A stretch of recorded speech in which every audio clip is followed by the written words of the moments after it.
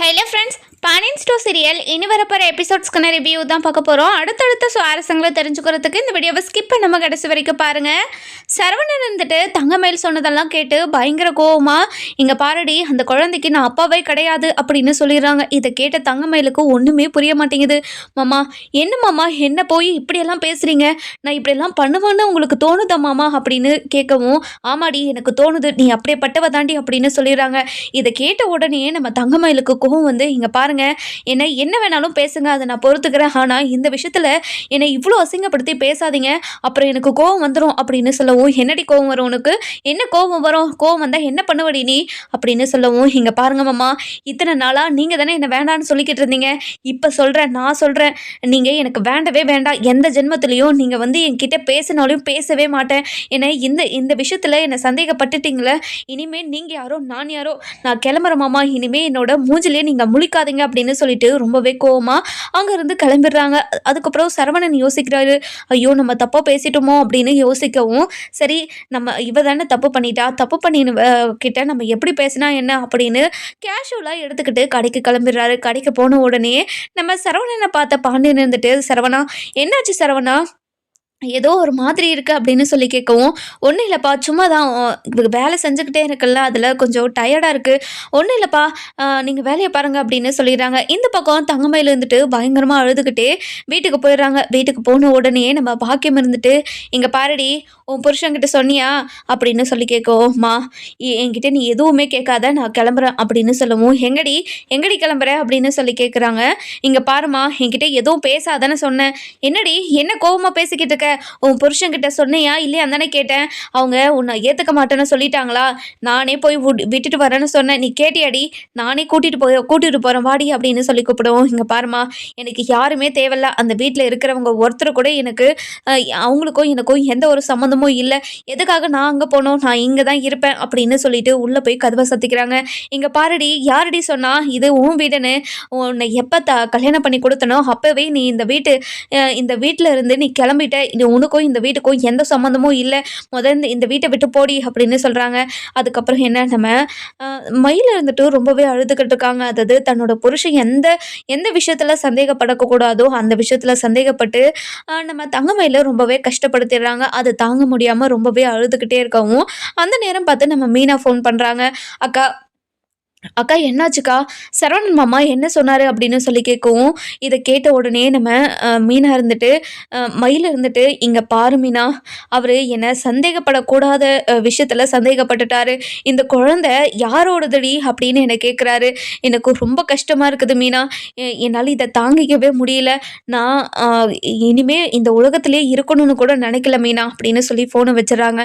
இதை கேட்ட உடனே நம்ம மீனா இருந்துட்டு சரவணன் கால் பண்ணி, மாமா என்னாச்சு மாமா, எதுக்காக மயிலாக்கா இப்போ சாக போறேன்னு சொல்லி பேசுறாங்க, என்னாச்சு மாமா, என்ன பேசுனீங்க நீங்க அப்படின்னு சொல்லி கேட்கவும், இங்க பாருப்பா மீனா, உன் மேலே எனக்கு நிறைய மரியாதை இருக்கு, அப்படி இருக்கும்போது இப்படியெல்லாம் பண்ணி உன்னோட மரியாதை எதுக்காக கெடுத்துக்கிற அப்படின்னு சொல்லவும், நான் என்ன பண்ண மாமா அப்படின்னு சொல்லவும், இங்க பாரு மீனா, எதுக்காக என்னை கோவிலுக்கு வர சொன்ன நீ, அவளை பார்த்து பேசுறதுக்காக தானே கோவிலுக்கு வர சொல்லியிருக்க, நீ அவளுக்கு சப்போர்ட் பண்ணிக்கிட்டு இருக்கியா, அவள் பண்ணதெல்லாம் நியாயமா, இங்க பாருங்க மாமா, அவங்க பண்ணது எல்லாமே நியாயம் இல்லை தான், அதுக்காக நம்மளும் அதே மாதிரி பண்ண முடியுமா, நம்மளும் அதே மாதிரி இருக்கணும்னு அவசியம் கிடையாது இல்லை, அவங்க பண்ணதெல்லாம் தப்பு தான், அதெல்லாம் உணர்ந்து உங்ககிட்ட மன்னிப்பு கேட்கலான்னு நினைக்கிறாங்க, அது மட்டும் இல்லாமல் அவங்க ப்ரெக்னெண்ட்டாக இருக்காங்க மாமா, அப்படி இருக்கும்போது நீங்கள் எதுக்காக அப்படி ஒரு விஷயத்த பேசுனீங்க, இப்போது அவங்க மனசு உடைஞ்சு போய் ரொம்பவே அழுதுகிட்டு, நான் இந்த உலகத்திலேயே இருக்கிறதில்ல, எதுக்காக இந்த உலகத்தில் இருக்கிறோம், புருஷன் வீட்டில் இருக்கிறவங்களும் இப்படி பண்ணுறாங்க, அம்மா வீட்டில் இருக்கிறவங்களும்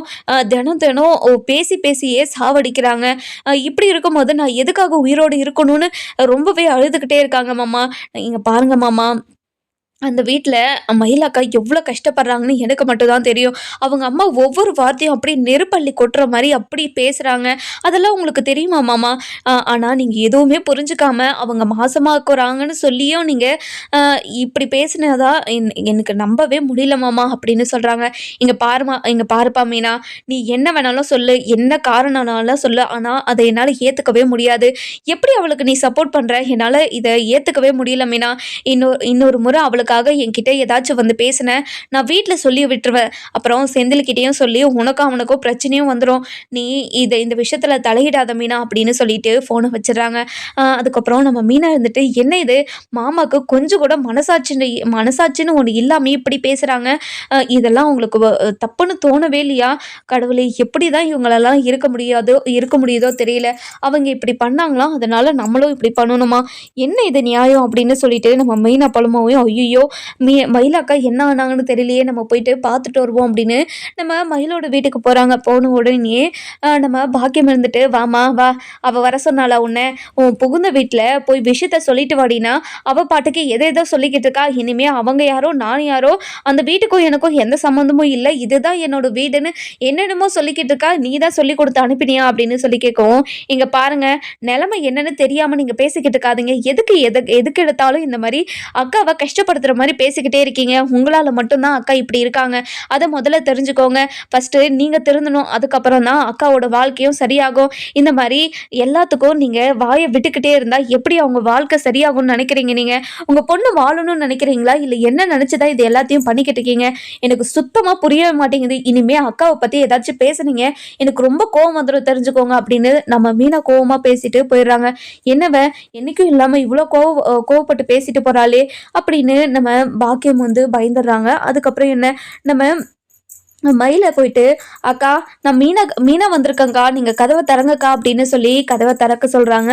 ஆனால் நம்ம தங்கமயில் இருந்துட்டு எதுவுமே பேசாமல் அமைதியாக உட்காந்துக்கிட்டே இருக்காங்க. அதுக்கப்புறம் என்ன நம்ம மீனா இருந்துட்டு கூப்பிட்டுக்கிட்டே இருக்கவும் மயில் வந்து கதவை திறந்து போய் திரும்பவும் உட்காந்துக்கிறாங்க. அக்கா என்னக்கா இது, எதுக்காகக்கா இப்படியெல்லாம் பண்ணிக்கிட்டு இருக்கீங்க? இனிமேல் இப்படி ஒரு விஷயத்த நான் பண்ணவே மாட்டேன்னு எனக்கு சத்தியம் பண்ணியிருக்கீங்களா இல்லையா?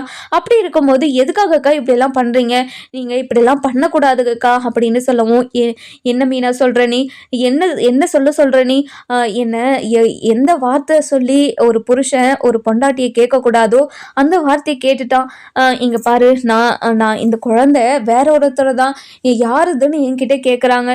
இதுக்கு என்னால் என்ன பதில் சொல்ல முடியும் சொல்லு மீனா அப்படின்னு ரொம்பவே அழுதுகிட்டே சொல்லவும், அக்கா இங்கே பாருங்கக்கா, நீங்கள் கவலைப்படாதீங்க, கண்டிப்பாக உங்களை புரிஞ்சுக்கிட்டு மாமா வந்து உங்ககிட்ட பேசுவாங்க. இல்லை மீனா, இப்படி என்னை சந்தேகப்பட்டவர்கிட்ட என்னால் பேசவே முடியாது. இனிமே அவர் யாரோ நான் யாரோ, இனிமே என்னோட வாழ்க்கையில் அவர் தேவையே கிடையாது அப்படின்னு நம்ம மயில் சொல்லவும், இதை கேட்ட மீனா இருந்துட்டு என்னக்கா பேசுகிறீங்க? நீங்கள் கோவத்தில் எடுக்கிற முடிவு எப்போவுமே சரியாக இருக்காதுக்கா, நீங்கள் கொஞ்சம் பொறுமையாக இருங்க. மாமாவும் கோவத்தில் என்னமோ பேசிட்டாங்க, அதுக்காக அதை மனசில் வச்சுக்கிட்டு இப்படியெல்லாம் பேசுவீங்களா? வேண்டாக்கா, இப்படியெல்லாம் முடிவு எடுக்காதீங்கக்கா அப்படின்னு சொல்லவும், இல்லை மீனா, நானும் பொறுக்கிற அளவுக்கு பொறுத்துட்டேன். அதாவது மாமாவும் சரி என்னோட அம்மாவும் சரி 2 பேருமே ஒரே மாதிரி தான் இருக்காங்க. நான் இவங்களை எப்படி ஃபேஸ் பண்ணி என்னோட வாழ்க்கையை வாழ்கிறது எனக்கு ஒன்றுமே புரியல. மீனா இங்கே பாரு மாமா, மீனா எனக்கு ஒரே ஒரு ஹெல்ப் மட்டும் பண்ணு மீனா, எனக்கு ஏதாச்சும் ஒரு வீடு பார்த்து கொடுத்துரு, நான் நிம்மதியாக போய் இருந்துக்கிறேன். யாருமே எனக்கு தேவையில்லை, என்ன நானே பார்த்துக்க முடியும். இனிமேல் என்னோட சந்தோஷமே என்னோட குழந்தை மட்டும்தான். நானும் என்னோட குழந்தையும் தனியாகவே வளர்ந்துக்கிறோம். இனிமேல் யாருமே எனக்கு வேண்டாம் மீனா, ப்ளீஸ் மீனா, இது ஒரு ஹெல்ப் மட்டும் எனக்கு பண்ணு மீனா. உன்னை என்னோட உசுர் இருக்கிற வரைக்கும் நான் மறக்கவே மாட்டேன் மீனா. நீ மட்டும்தான் என்னோட மனசை புரிஞ்சுக்கிட்டு எனக்கு ஹெல்ப் பண்ணிக்கிட்டு இருக்க.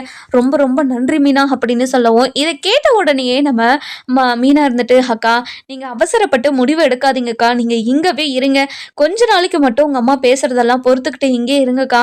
இல்லை மீனா, எப்படி மீனா எவ்வளோ நாள் பொறுத்துக்க சொல்கிற? அவங்க ஒவ்வொரு நாளும் நெருப்பு அள்ளி கொட்டுற மாதிரி பேசிக்கிட்டே தான் இருக்காங்க. ஒவ்வொரு நாளும் அவங்க பேசுகிறதெல்லாம் என்னால் கேட்டுக்கிட்டு இருக்கவே முடியல. ஏதாச்சும் சாப்பிட போனாலையும் ஏதாச்சும் சொல்லி சாப்பிட விடாமல் பண்ணிடுறாங்க.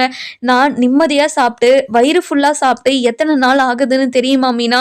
என்னால் முடியல மீனா, எனக்கு ரொம்ப கஷ்டமாக இருக்குது. நான் தனியாக இருந்துட்டா யாருமே என்னை கேட்க மாட்டாங்கல்ல, யாரோட கஷ்டத்துலேயும் நான் வாழ மாட்டேன்ல, என்னோட கஷ்டத்தில் நான் வாழ்ந்துக்கிறேன் மீனா.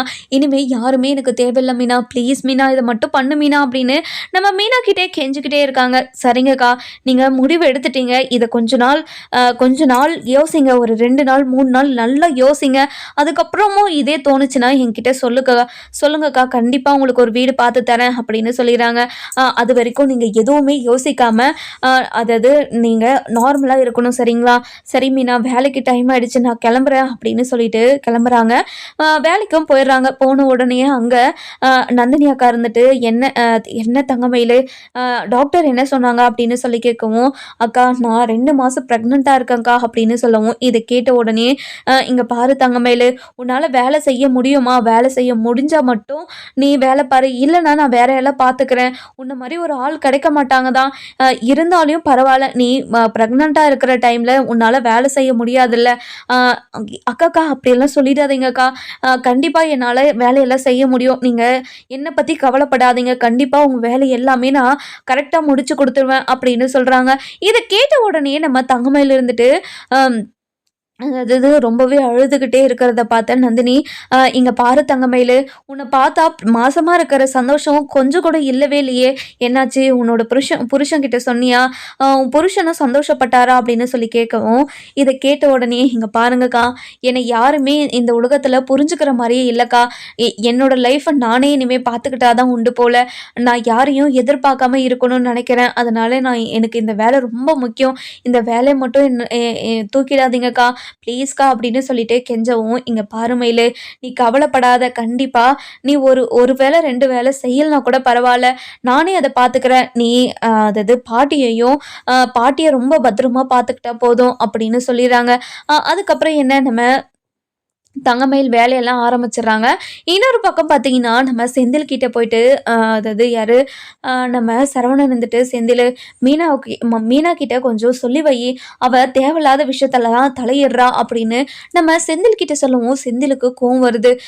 இங்க பாருங்கண்ணே, என்னாச்சுண்ணே, எதுக்காக மீனாவை பத்தி இப்படியெல்லாம் சொல்றீங்க? மீனா அப்படியெல்லாம் பண்ற ஆளே கிடையாதே அப்படின்னு சொல்லவும், ஆமா செந்தில், மீனா அப்படி பண்ற ஆளு கிடையாது தான். ஆனா அந்த அது என்னோட பொண்டாட்டியே ஒருத்தி வந்தா பாத்தியா, அவ அவ எல்லாத்தையும் மாத்தி வச்சிருவா. அதனால அவ கூட கொஞ்சம் பேசாம இருக்க சொல்லு அப்படின்னுறாங்க. இதை கேட்ட உடனே நம்ம செந்தில் இருந்துட்டு, நானும் அதை தான் சொல்லிக்கிட்டு இருக்கேன். அவங்க கிட்ட பேசக்கூடாதுன்னு அவகிட்ட சொல்லி தான் வச்சிருக்கா. அவ கண்டிப்பா பேச மாட்டா அப்படின்னு சொல்லிடுறாங்க. இது கேட்ட உடனே நம்ம சரவணன் இருந்துட்டு நடந்த விஷயத்தெல்லாம் சொல்லிடுறாங்க. சொன்ன உடனே நம்ம செந்திலுக்கு கோவம் அப்படியே தலைக்கு மேல ஏறிடுது. இங்க பாருங்கண்ணே, அவகிட்ட இத்தனை முறை நான் சொல்லியும் அவ எதுவுமே கேட்காம இப்படியெல்லாம் பண்ணி வச்சிருக்காளா? அவளை நான் சும்மாவே விட மாட்டேன் அப்படின்னு ரொம்பவே கோவமா வீட்டுக்கு போயிடுறாங்க. வீட்டுக்கு போன உடனேயே மீனா இருந்துட்டு இன்னும் ஆஃபீஸை விட்டு வெளியே வரல. அதாவது வீட்டுக்கு வரல. கொஞ்ச நேரம் வெயிட் பண்ணிக்கிட்டு இருக்காங்க. அதுக்கப்புறம் என்ன, நம்ம மீனா ஆஃபீஸ் வேலையெல்லாம் முடிச்சுட்டு வீட்டுக்கு வந்துடுறாங்க. வீட்டுக்கு வந்த உடனே செந்தில் கோவமாக உட்காந்துக்கிட்டு இருக்கிறத பார்த்துட்டு, என்னங்க ஆஃபீஸில் நிறைய வேலையா, என்னாச்சு, ரொம்ப டல்லாக உட்காந்துக்கிட்டு இருக்கீங்க அப்படின்னு சொல்லி கேட்கவும், டல்லாலாம் உட்காந்துக்கிட்டு இருக்கல, நான் ரொம்ப கோவமாக உட்காந்துக்கிட்டு இருக்கேன், பார்த்தா தெரியலையா உனக்கு அப்படின்னு சொல்லி கேட்கவும், கோவமாக உட்காந்துக்கிட்டு இருக்கீங்களா, என்ன உங்களுக்கு, எதுக்காக கோவப்படுறீங்க அப்படின்னு சொல்லி கேட்கவும், இங்க பாரு மீனா, எதுக்காக அவங்க கிட்ட நீ பேசிக்கிட்டு இருக்க, அவங்க இன்னும் உங்ககிட்ட பேசிக்கிட்டு தான் இருக்காங்களா அப்படின்னு சொல்லி கேட்கவும், இதை கேட்ட உடனே மீனா அப்படி திருன்னு முழிச்சுக்கிட்டே இருக்காங்க. அதுக்கப்புறம் என்ன, இங்க பாரு மீனா, நான் உங்ககிட்ட எத்தனையோ முறை சொல்லிட்டேன், அவங்க கூட பேசான்னு, எதுக்காக அவங்க கூட பேசிக்கிட்டே இருக்க, அவங்க கிட்ட இனிமே ஒரு வாட்டியாவது நீ பேசுன, நீ யாரோ நான் யாரோ அப்படின்னு சொல்லவும், இங்க பாருங்க, உங்ககிட்ட ஒரு விஷயம் சொல்லலாமா அப்படின்னு சொல்லவும், இங்க பாரு மீனா, நீ என்கிட்ட எந்த விஷயத்தையும் சொல்லவே தேவையில்ல, நீ என்கிட்ட எதுவுமே சொல்லவே சொல்லாத அப்படின்னு சொல்லிடுறாங்க. இதை கேட்ட உடனே நம்ம மீனா இருந்துட்டு ரொம்பவே கோவமா, இங்க பாருங்க, ஒரு 5 நிமிஷம் மட்டும் நான் பேசுறதை கேளுங்க, அதுக்கப்புறம் நீங்க என்ன வேணாலும் சொல்லுங்க, நான் அதை ஏத்துக்கிறேன். இங்க பாருங்க, மயிலக்கா பிரெக்னண்டா இருக்காங்க, 2 மாசம். சரவணன் மாமா என்ன சொல்லியிருக்காரு தெரியுமா அவங்க கிட்ட, அந்த குழந்தைக்கு நான் அப்பா கிடையாது, அந்த குழந்தைக்கு யாரடி அப்பா அப்படின்னு கேட்டிருக்காங்க. இந்த வார்த்தை எப்படி இருக்கு சொல்லுங்க, உங்களுக்கே நியாயமா இருக்கா சொல்லுங்க அப்படின்னு சொல்லவும், இதை கேட்ட உடனே, என்ன மீனா சொல்ற, அவங்க மாசமா இருக்காங்களா, என்னால நம்ப முடியல மீனா, அவங்க உண்மையில மாசமா இருக்காங்களா இல்ல பொய் சொல்றாங்களா வீட்டுக்கு வரதுக்காக? இங்க பாருங்க, நானே தான் அவங்க கூட ஹாஸ்பிட்டலுக்கு போயிருந்தேன். அவங்க ரொம்பவே மயக்கம் போட்டு கீழே விழுந்துட்டு தான் அவங்க வேலை செய்யற இடத்துல இருந்து எனக்கு கால் பண்ணி சொன்னாங்க.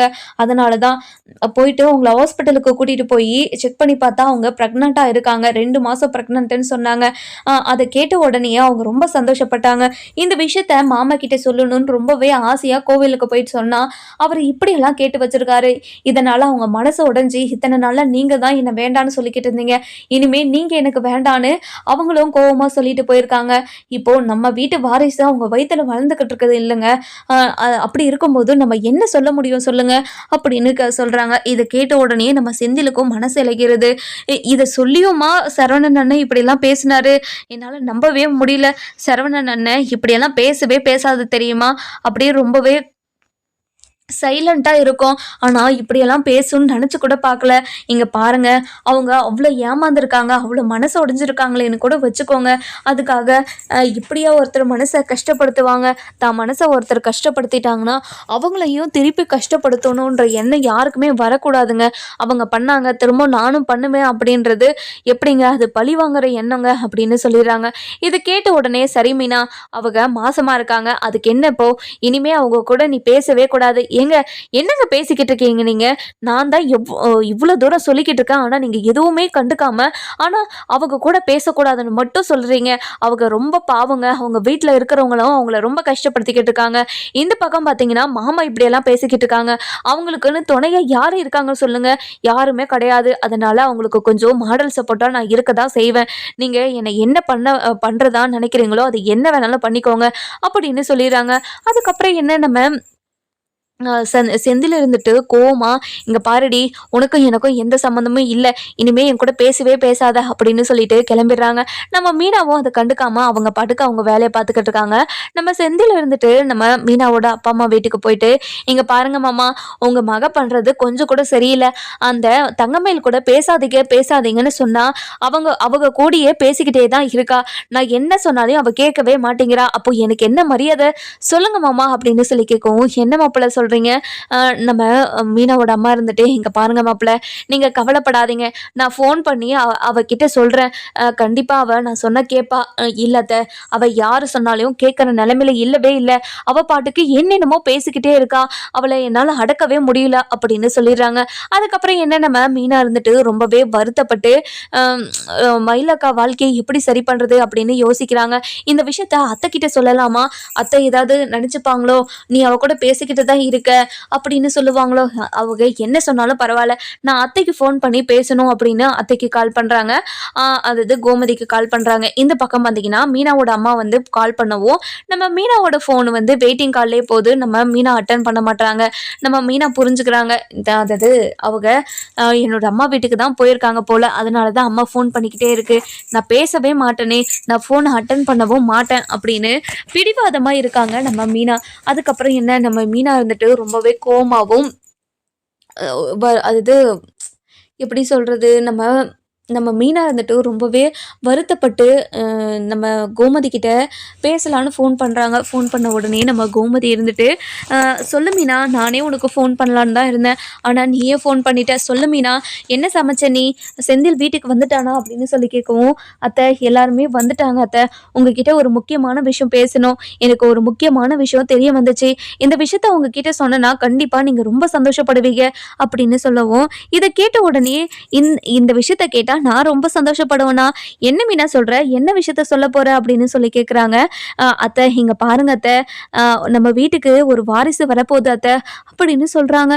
இதை கேட்ட உடனே நம்ம மீனா இருந்துட்டு ரொம்பவே சந்தோஷமா சொல்றாங்க. இதை கேட்டுட்டு நம்ம நம்ம அதாவது கோமதி இருந்துட்டு, என்ன மீனா நீ மாசமா இருக்கியா மீனா? அதை சொல்றதுக்காக தான் இப்போ ஃபோன் பண்ணியா அப்படின்னு சொல்லி கேட்கவும், அத்தை அதெல்லாம் ஒன்றும் இல்லை அத்தை, அவங்க இப்போதைக்கு குழந்தையெல்லாம் பெற்றுக்கிற மாதிரி இல்லை, நம்ம கொஞ்சம் செட்டில் ஆகணும், அதுக்கப்புறம் தான் குழந்தையெல்லாம் அப்படின்னு என்கிட்ட சொல்லிட்டாரு அத்தை, இனிமேல் அதுக்கெல்லாம் வாய்ப்பெல்லாம் கிடையாது, நான் வேற ஒருத்தரை பற்றி பேசினேன், அப்புறம் ராஜி ப்ரெக்னெண்ட்டாக இருக்காளா அப்படின்னு சொல்லி கேட்குறாங்க. அத்தை நான் சொல்கிற வரைக்கும் கேளுங்க அத்தை, இங்கே பாருங்க அத்தை, மயிலக்கா மாசமாக இருக்காங்களாம், 2 மாசமாக இருக்காங்களாம் அத்தை அப்படின்னு சொல்லவும், இதை கேட்ட உடனே கோமதிக்கு கோவம் வருது. இங்க பாரு மீனா, அவளை பத்தி பேசுறதா இருந்தா என்கிட்ட பேசாதன்னு எத்தனை முறை உன்கிட்ட சொல்லியிருக்கேன், சொல்ல கேட்காம அவளை பத்தி என்கிட்ட பேசிக்கிட்டே இருக்க, என்னதான் நினைச்சுக்கிட்டு இருக்க நீ அப்படின்னு சொல்லி கேட்கவும், இதை கேட்ட உடனே இல்ல இல்ல நான் அது வந்து அத்தை, இங்க பாருங்க அத்தை, நான் என்ன சொல்ல வரேன்னு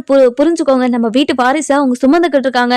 அது உங்களுக்கு புரியலையா அத்தை? அப்படின்னு சொல்லவும், இங்க பாருடி, அவ மாசமானா இருக்கட்டும், எதா வேணாலும் இருக்கட்டும், அவ நம்ம வீட்டுக்கு வரவே கூடாது. இப்படி ஒரு பித்தலாட்டக்காரியை என்னால இந்த வீட்டுக்குள்ள ஏத்துக்கவே முடியாது மீனா. அவ எப்படியாவது போயிட்டு போறா. அவளுக்கும் எனக்கும் நமக்கும் எந்த ஒரு சம்மந்தமும் இல்லன்னு சொல்லியாச்சு. அதுக்கப்புறமும் எதுக்காக அத பத்தியே நம்ம பேசிக்கிட்டு இருக்கணும்? அ இத பத்தியெல்லாம் யாரும் பேசவே கூடாது. நீ கொஞ்ச நேரம் ஃபோனை வச்சிரு அப்படின்னு சொல்லிட்டு ஃபோனை கட் பண்ணிடுறாங்க. என்ன அத்தை இவ்வளோ கோவப்படுறாங்க? அதாவது குழந்தை விஷயத்த சொன்னோம், சொல்லியும் இப்படி பண்றாங்களே, என்ன பண்றது அப்படின்னு தெரியாமையே ரொம்பவே கவலைப்பட்டுக்கிட்டு இருக்காங்க. அதுக்கப்புறம் என்ன, நம்ம மீனா இருந்துட்டு ரொம்பவே வருத்தப்பட்டு ரொம்பவே கஷ்டமா மீனாக்கு கால் பண்றா ச்சீ மயிலுக்கு கால் பண்றாங்க.